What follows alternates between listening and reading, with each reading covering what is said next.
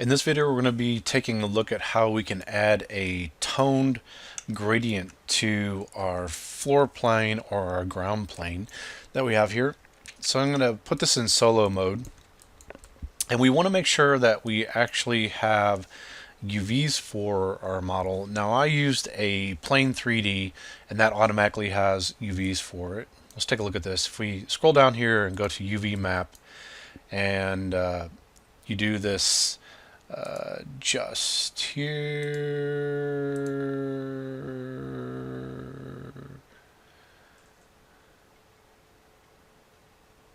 If we go to the UV map area and click this Morph Uv, it should take our model and put it into a mode where we can see the UVs for it. So this one's very simple. It's just got flat UVs in the 0 to 1 space. So nothing really groundbreaking or spectacular to look at there, but if you didn't have UVs on your model, there are some tools inside of ZBrush that can help generate UVs automatically. So if we go to the Z plugin area and we click and drag this thing over like this, we can go to UV master. And if I turn off symmetry, if I have symmetry turned on with the X, we can turn on symmetry. If I don't want symmetry, and I don't want, in this case, we can say unwrap. We can unwrap this model. Now it does require that you are at the lowest subdivision level if you have subdivision levels. So if I have subdivision levels, I'm just going to drop this down to the lowest subdivision level, and then I will click unwrap. Now it's possible, if you want to be safe, you can say work on clone like this, and at that point you can unwrap it, and it might take just a little bit to generate for that. To see this, you can click flatten, and you can see what we've got for the UVs there for that. Now you can even alter this after the fact. So I'm going to tap X to get off symmetry here, and we could put this on the move tool, and we could move this around a little bit like this, and push this and pull it around. And this is actually affecting what's going on with the UVs for this. So I'm going to try to get this as close as I can to the outer edge. Doesn't have to be perfect. Now I don't want to push past the 0 to 1 space. I definitely want to leave that. It could be possible you could hold down Shift and maybe smooth some of these results out if you wanted to. So you can do that as well. Now that might distort the UVs just a little bit, so be careful about that. But since we're trying to do a grid pattern and get it as close as we can to a grid, this might be okay for us. And so after we're done with this, we can say unflatten. And if we want to check it again, say flatten, you can see how it's taken those changes that we've had.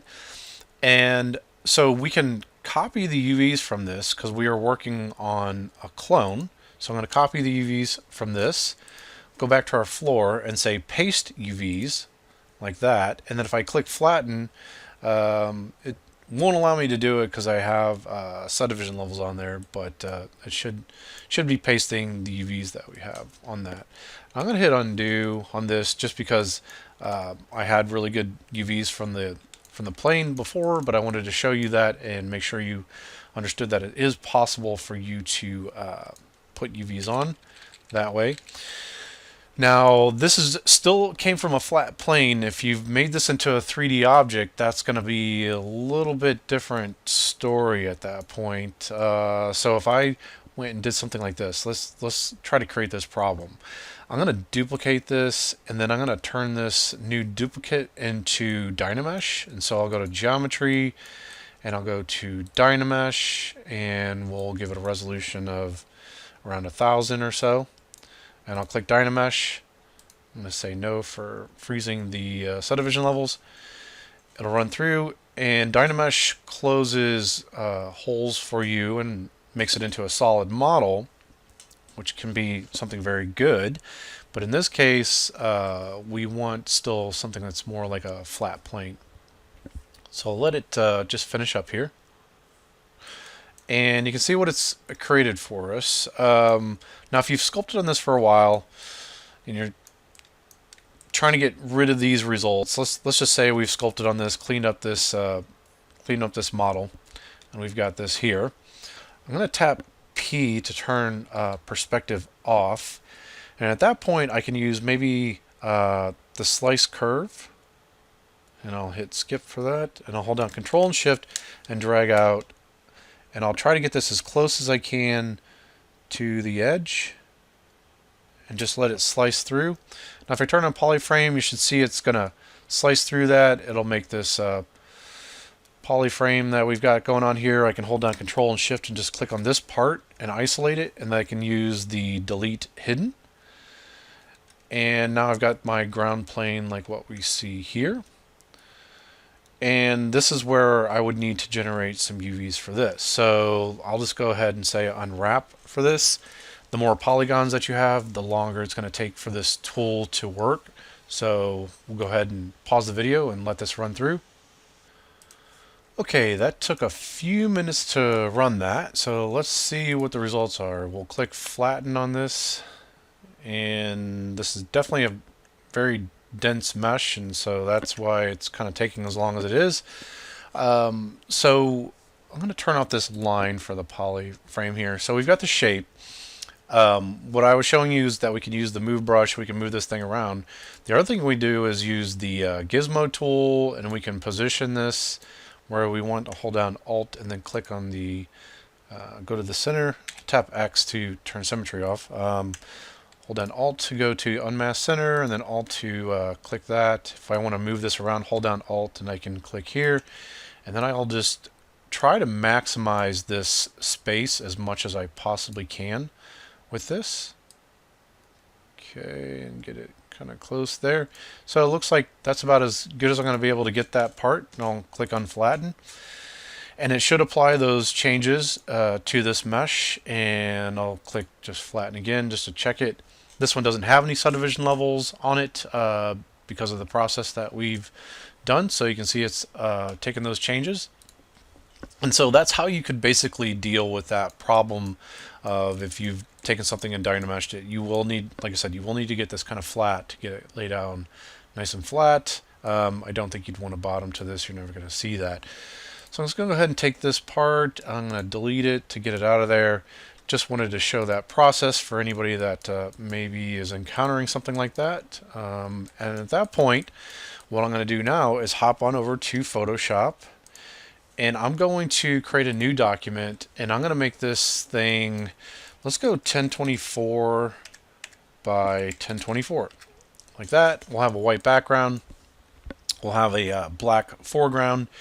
And then I'll tap G to go to my gradient tool, and I want this to be not on a linear gradient, I want this to be a radial gradient. And if I choose this here, I can go to under basics.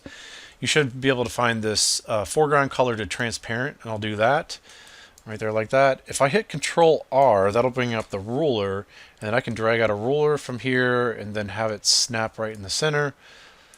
Drag out a ruler and then snap to the center here. And then now if I take my gradient tool, I'll make a new layer just so I don't mess anything up with that and make it easy to turn this on and off. I'll click and drag from here and hold down Shift, and I'll drag out, and I'll do that a few times like this. And you can see I've got my opacity set to 36. I like to build that up normally kind of slowly, but I'm just going to turn that to 100% and then click and then drag out. Keep doing that. I'm going to build this up to where basically wherever it's black, it's going to be opaque for us. Actually, we're going to invert this as we go into ZBrush, but we'll just use this as a method to build inside of Photoshop right now for this.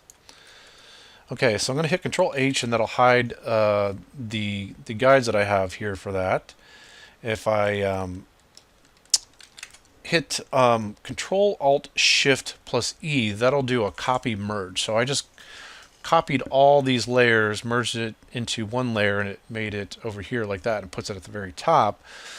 So now we could do this inverse. We could hit Control I and we could inverse like that. Either way.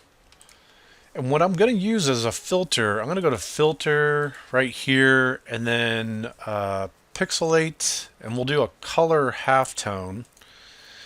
And if we do this just max radius, I'll do 8 pixels like that, and you can see what it's going to turn it into. But it's going to do a colored version. I'm going to hit undo real quick for that. Let's just go back to that filter, Pixelate, color halftone like this.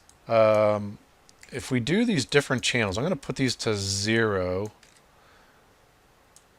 like this, and I'm going to try 256 for that. And that will do 1 for red.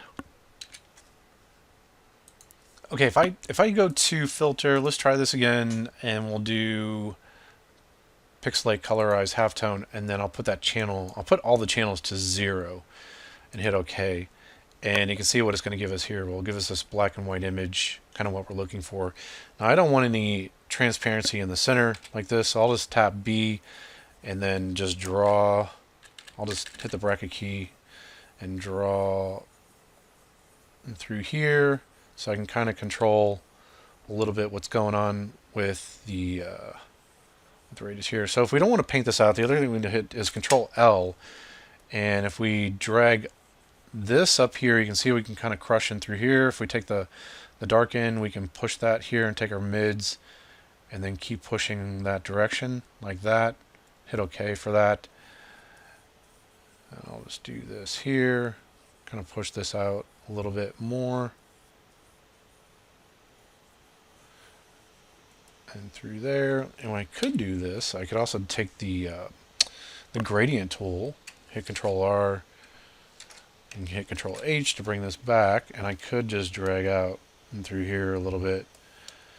I'm just trying to get this as black and white as possible because ZBrush does not do gradation transparency currently as the time of this video, so it's going to force it into being a black and white image.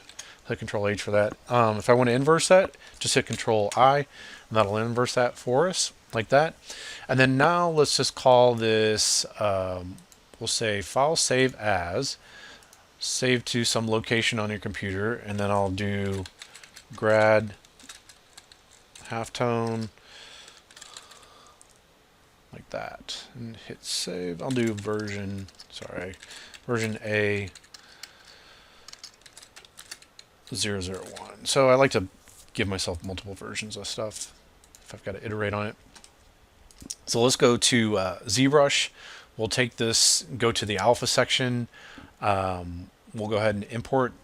What we're actually really going to do is probably use this as a texture. So let's just actually do it as a texture, because you can take a texture and push it to alpha and go to alpha and push it to texture. But let's just load right here like this at this point. And I'll say import. And then let's find that image that we just made. And it should load it up for us right in through here. And then if we want to apply that, we can go to texture, and then we can click on this. If we want to see it on the model itself, we can go to texture map in this area, and then click on here, and then load that up. And then if we want to do transparent, we click and drag this all the way over like this here. And I'll put it on an anti-alias, just like that. And this is the range for the transparency. So if we drag it all the way up to 22, you can see how it kind of knocks this thing out at that point, like that. Okay. But I'm not a big fan of the gray, or the white texture that it has here, like that. So what we can do, and I put anti-aliasing on there to kind of just soften the edges of that just a little bit.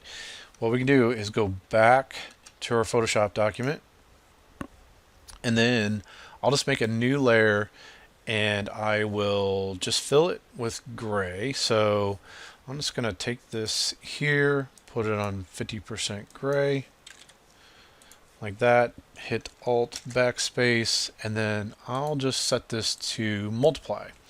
like that. And then let's save this as a new version. Control Shift S to save as, save on the computer, and I'll do version 2. Save that, hit OK.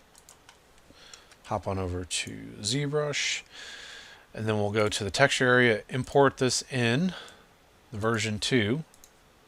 And that should load that up right here. And if we want to put it in the texture map area, go here and then go here like that. Have to put the transparent back on and put anti-aliasing on as well. So then now we've got a 50% gray kind of form that we have here. So I'm going to go to Subtools. I have everything hidden, so I'll just pull this all back just like that. Now if we select our camera that I stored before, let's do that, and I'll hit Shift R to render. Okay, and this has got the skin shade 4. I don't want that one. I want the matte cap gray on, and I'll just hit Shift R again. Now, depending on this gradient and how far you want this thing pushed out, that kind of matters for what we build inside of Photoshop. So if we look at Photoshop, if you think about that, this is mapped in this area. It's getting a lot of transparency. So maybe I wanted to make that gradient a lot more shallow, maybe just from here to here, just because I don't want it to knock as much area out. So you kind of have to play around with the depth that you want on there like that. You can see for what this is doing, it's really filling up quite a bit of that area. Now if I had this and I scaled this up and my ground was quite a bit larger, something like that, that's probably going to be a bit more appropriate for what we want to make here. So I'll just do that, hit Shift R to render. And then while we're talking about rendering, I'll show you some rendering settings that I think can help improve things. So we've got our light area on my interface here. If you go to lights, you can move the lighting direction around a little bit. So I want that to come a little bit more forward, and I want the shadow to kind of fall back that way. So I can just kind of take this and pull it right here like that. I'll hit Shift R, and we should get some shadow information that's maybe falling in this direction back here a little bit, right there like that. Okay, and what I'm going to do now, I'm going to go to Renderer, click this and drag over, just like this, and I'm going to show you some of the settings that I've got for this. So if we go to Render Properties, I did turn on Ambient Occlusion, so that helps quite a bit. And then I'm going to go to Bpr Shadows. I've got the ground strength set to 0.6, global strength to 0.6, floor strength to 0.5. This raise, maybe 12. I just turn the blur up just slightly, and then this V depth is kind of like contrast on your shadow information, so I put that at -4. And then if I go to Bpr Ao, what I've got here is kept the angle to 360. I don't think I changed anything values on here. Maybe set the blur down to 2, and then the V depth to -4. And then after this is rendered, if we go to the Bpr Filters area, you can see I've turned on this little, uncheck this little donut hole, and then I've got noise. I've got set this to 27. I didn't change the radius. If you change the radius, it makes it larger for that. So there's just a little bit of noise on the image. And then I went to the sharpen area and turned that on, put a sharpen of 50, and didn't change the radius. If we put the radius up, you can see it's going to really kind of crank that up. So I don't want to play around with that too much. And the highest I might go with this is maybe 75 for the sharpen value. But that should give us some really nice render settings. Okay, so if I click back on my camera that I saved, I'll just go ahead and render this one more time. And we're really close to the end of this project.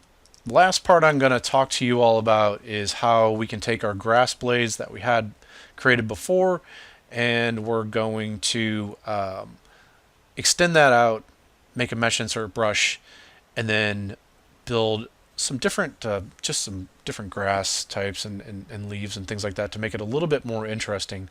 So again, we're getting really close to having this entire workflow and this entire process kind of wrapped up.